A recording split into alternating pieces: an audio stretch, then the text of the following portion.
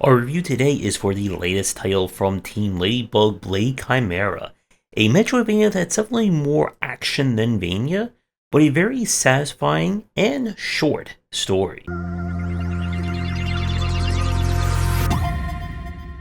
Blade Chimera kind of streamlines the structure of Team Ladybug's previous games like Touhou Lunar Nights and Record of Lotus War.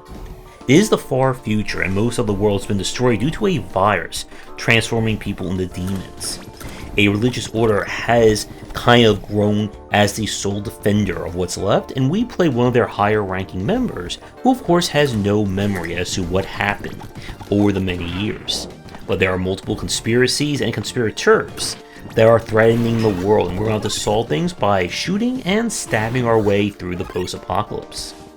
I love the art and the aesthetic of this game, especially the animations. I really do enjoy the flourishes that go with the different weapon attacks and different enemy patterns.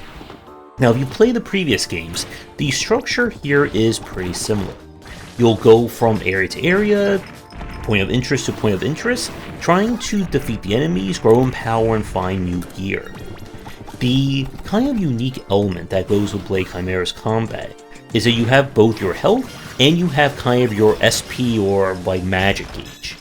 Now, when you run out of health, that's pretty self-explanatory, but you'll build up your special gauge by attacking enemies using your melee or gun, whatever main weapons you have equipped. Using SP, you'll be able to access Lux, who is your kind of spiritual assistant / magic sword, who can assist you in various ways. And the kind of sword manipulation of the sword tech in Blade Chimera is absolutely my favorite part of this game. I could just play a game just using this tech alone. I would love to see them to kind of do something more with it, or see other developers be inspired by it. But Lux comes with a lot of great abilities. She can be used just as a standard sword, which any damage that Lux's sword / does will restore your health. You can also slam the sword into the ground to create a shield that will absorb any bullets, and will also again heal you. By stabbing it into the wall that's not metallic, you can use it as a makeshift platform. And you'll also unlock additional magic spells and additional tech with her over the course of playing the game. And it all feels very responsive and snappy to play. In perhaps the most unusual aspect of Blade Chimera, and what I was getting at in the start with kind of if this game could be classified as a Metroidvania, is that you do not get access to any upgrades through playing the game. None whatsoever. There are no treasure rooms, there's no big reward after being a boss. Instead, all the Metroidvania upgrades have been condensed down into your skill tree. This is a game where your skill tree absolutely matters, as this is where you unlock everything from double jump, to magic spells, to an extra life, and the game kind of is very weirdly balanced around this, especially with its level design. You see, because you are free to go through the perk tree any way you see fit, it does get a little bit bigger once you get past a certain story fight. It means that the level design as a whole isn't really designed to take into account a lot of the abilities until you get to about the halfway to final quarter of the game, including perhaps the greatest fast travel I have ever seen in any video game, as you can quite literally fast travel to any room on the map, with exception to the two kind of story hub areas. And as an even more surprising take, this is part of the tech to access certain areas, because your teleport will always kind of put you a little bit higher up on the screen. This will allow you to, if you jump as you leave the fast travel, to get to higher platforms and explore further. This is necessary, as if you want to see this game all the way through to its massively challenging true ending fight, you're going to need to do a lot of MacGuffin collecting, specifically 56 MacGuffin collections.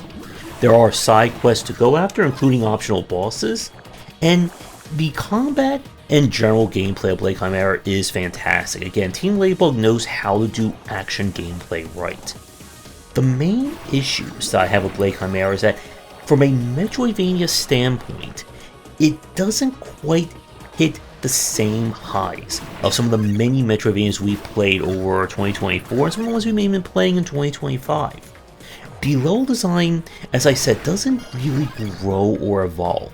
There really isn't a lot of kind of interesting or unique platforming tech or platforming challenges. Nothing like what we saw in a game like Nine Souls or Hollow Knight. Because you have instant exploration or instant fast travel, it means exploration is kept quite light, which, again, that is more part of this game, as it's definitely heavily focused on combat. But a lot of the rooms and general enemies only fall into a few basic patterns.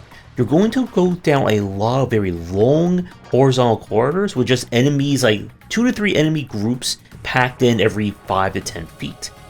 And the enemies themselves are very basic in that respect. They'll have maybe 1, maybe 2 different attacks that they'll repeat ad nauseum until you kill them. And it's more about quantity than it is quality.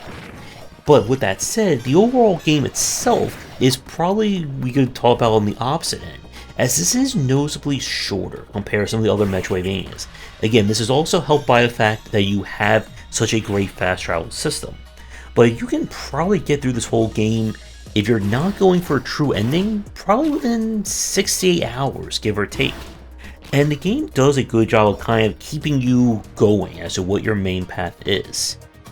I enjoyed this one, but I definitely enjoy this more as a 2D action game rather than a 2D Metroidvania.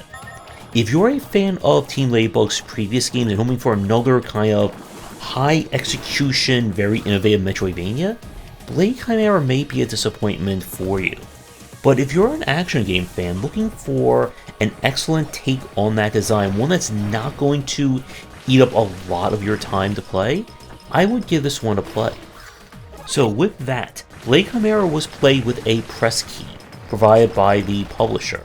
Let me tickle your game for a future stream or video. It does not involve Touhou, Lunar, Bullet Hell, Shmupping, or lots and lots of Metroidvania. Please get in touch. For those of you who did play through this one, let me know what you think about it down below, especially if you were a fan of the previous games, and whether or not this one kind of meet or didn't meet your expectations. Thanks for watching, and a special thank you to our Patreon supporters. If you enjoyed the video, do the YouTubing stuff, be sure to visit our Discord and Patreon, and you're interested in more in my thoughts on design, check out my game design books.